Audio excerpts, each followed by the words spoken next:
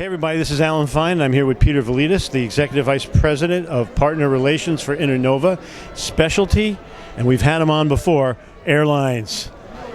He's the airline guru. So we're going to talk to him about latest trends, things you need to know, because we are here at the Global Travel Collection's second annual Elevate Conference, and this is Insider Travel Report. Peter, thanks for talking to us. Hey, you know what? I always love talking to you because we have a really good conversation, right? And we talk about a lot of things that are happening in the industry, and things that we should be looking for, and things that most agents don't think about. So right now, what we should be talking about is, yes, American Airlines pulled back. They realized the mistake. They lost $2 billion.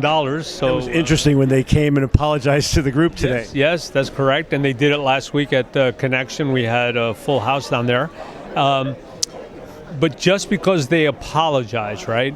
Just because they put their foot off the pedal on NDC, every agent out there must still struggle with NDC. Whether you're on Amadeus, Travelport, on Sabre, they all have graphical interface tools. Look, guys, it's the worst thing that ever hit us. We have no choice. We absolutely have no choice. So right now, American has pulled back. United has NDC. Most people are not really buying it yet because there's not much parity, continuous pricing. Plus, United on the revenue stream is weak on NDC. You're close to Delta. How are they standing on it? Okay, so Delta's kind of like a do no harm airline. They have reached out to us and a lot of other TMCs and says, how do we build this? How do we move forward? And I think that's really important because they're a very successful airline, right? Look at their earnings report. Best day to fly Delta Airline. Do you know when? I cheated because I was at the conference, but I'll let you reveal it. Okay, so it's February 14th. That's profit sharing day. So when you're on their flights, everybody's smiling, right? So you mean the crew is happier? Yeah, the crew's happier. Got it. Okay. So the original question was, what is the best day to fly? It's when they're happy. So if you want to know right now in 2023 and 24, the best day of the week, now we don't know why, but this is a statistic that has the lowest fares is Thursday. It used to be Friday and Saturday, now for some reason it's Thursday. Doesn't mean much when you want to travel, so those are just numbers that people throw out at you. But Delta will launch NDC, probably sometime the beginnings of the end of this year. It won't be fully active till probably the end of the year. No one should panic. The key to NDC, when you listen to airlines, is will you have the same content as you will NDC and EDIFACT? Now let's define what content means. You want every fare and every bucket. Every fare that you can buy on their website or they're going through another OTA like Expedia or something, you want to be able as a travel agent to sell it. So Delta Airline has that commitment. American now has that commitment. United has that commitment to some extent because you can access it, but only through NDC and continuous pricing. So agents today, among all the things they got to worry about, they have to understand how are they buying and selling airline tickets, whether it's Sabre, Travelport, Amadeus, or whether they're on one of the other aggregators.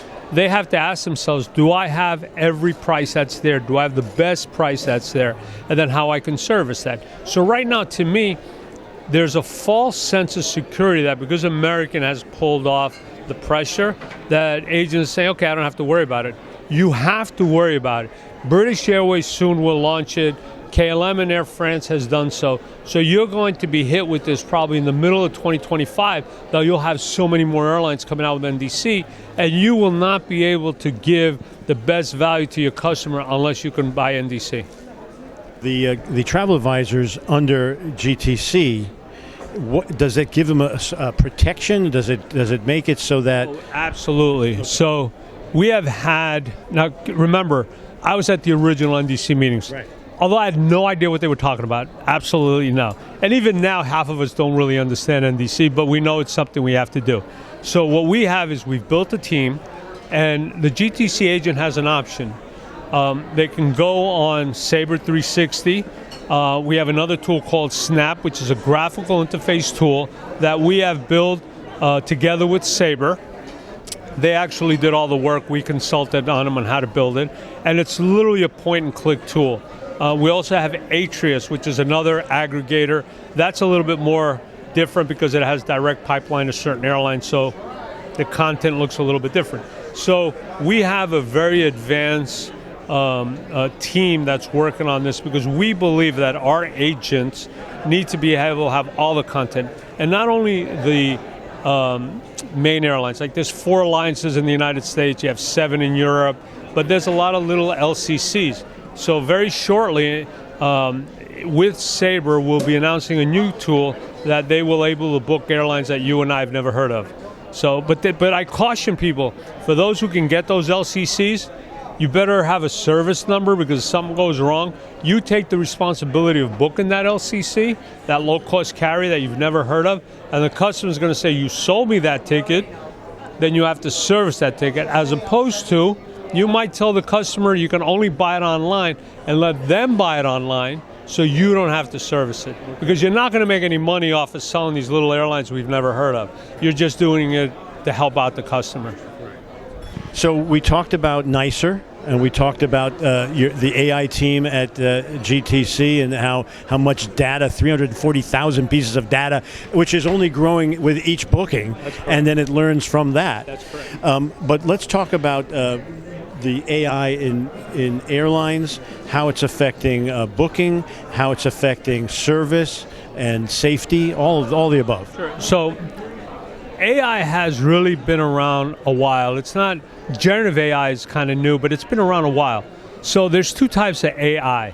There's AI that's a black box, and people use it, and whatever you ask it, it gives it, but it's been pre-designed by somebody else. Then there's the glass box, which is what we have, which means that it's machine learning, folks. And we want to, that's the brain, the glass box, and we want to fill up the glass box. So it's the same thing with airlines. Airlines have AI. They use it for scheduling planes, crew, pricing. It's actually, in many, many parts of the industry, AI is used. But remember, AI does not replace the human. No. AI is to help in the decision-making of somebody. So aggregating information to make a better decision. That's correct. To make a fast and efficient. It's really speed, because if you had the data, you can do it yourself, it'll just take you longer. So in the industry, hotels will use it for inventory control. Right now, many hotels, you get an advance, you get your key on your phone, you can pick a room that you want. You know, behind all that is data, behind all that is AI. There's big companies like TripAdvisor uses AI. All these new companies that are trying to generate trips for you and give you itineraries and agendas. Now keep in mind, that's nice to give somebody a base. And those who use AI, it's good to help you to say, I'm going to France, what are the experiences? And AI can say, these are the cool things you can do. But then you as the advisor have to take all these, and how do you plug it into the trip? And how do you plug it in to what the customer wants, right? Look, if I go on a trip to Paris, like the last place I want to go to is the Louis Vuitton shop with my wife. You know, that's not in my best interest. So AI will help you pull all that information. And so many people have said, even back from the days of the .com, right? Travel agents are forget about it, they're going to go wayside. Then every time something new comes out, right now AI is not a threat to the travel agent. What it is it's an assistant. Think of it as an assistant that's going to help you with information. Now keep in mind, what is AI? It's not really artificial intelligence, it's machine learning. So in some respect, some junk in might be junk out. So when you get the information, make sure it's viable, make sure it's what the customer wants, make sure it's real, and it's on point on what you want. So I think AI is exciting. We're all going to use it. We have a pilot program with Sabre where you can send an email and it brings you back flight options. Now that's great because it takes some time off of you researching. So if your customer says, hey, I want to go to London, blah, blah, blah, you know, there's the 5 points that you need, and they send them back. Here's your 7 options. Now, It can be done just from an email. You don't have to. No. You don't have to parse it yourself and make it palatable. It interprets an email, that's correct. which saves time. Now, there's 2 ways, and that has 2 paths, right? The one path is here's the option, the customer sends it back, and then you have a second eye. You take the information, you can make the booking, and go back to the customer. There's the other path that the customer says, I want that flight, and AI builds the PNR and can do the whole thing for you, and then you put in the hotel or where else you need if it misses it. Because remember, air is a little simpler to do with AI because there's only so many flights and so many city pairs so many times a day. But once they start putting in hotel, Variables are too many. that's correct. What kind of hotel you want, where do you want it, what's your favorite hotel.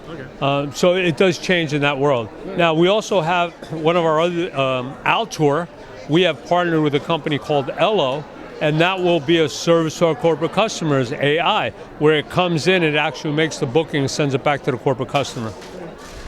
So, to wrap up, I have one more area I'd like us to talk about, which is you're always on top of regulations. Are there regulations we should be aware of right now? You know, right now we're in this election period, right? So, and we have a stalled Congress. The one regulation that is really the refund, right? The refund that the agent's responsible. Now, the only problem with that is to have clarity. The majority of the tickets we issue, and people don't understand this, we're not the merchant of record. When you issue an airline ticket on a GDS, the airline is the merchant of record, not us. So the responsibility for the 7 days doesn't fall on us, it falls on the airline. So in some cases, that is a good law because if it's a cruise line, they've taken the money. Now where it gets a little murky is that if you've charged the money and then you pay the cruise line because you want to take margin, your service fee and all that. So if that law passes, then there has to be clarity and you just have to change your business practices. But right now, I don't think that law is as critical as some people make it out because we are not the merchant right now. If you buy from a consolidator and you, let's say the consolidator tells you it's $500 and you do the markup and you charge the ticket on your credit card and then you're the merchant of record. So we'll wait and see how that pans out. But right now, I don't expect much to happen in our industry till after the elections and Congress, we see which way they go. They got bigger problems than us to worry about. Yeah. Peter, thank you for sharing all that with us and being the voice of the airlines. One last point. Okay. We should support carriers that support us. Support carriers that give us waivers and favors and revenue and deals. There's some carriers out there that we give a lot of business with and are promoted and don't pay us. We should not work for free. And I think those who are listening in know exactly who I'm talking about. Thank you. That's great. Great message. Thank you so much. So this is Alan Fine for Insider Travel Report.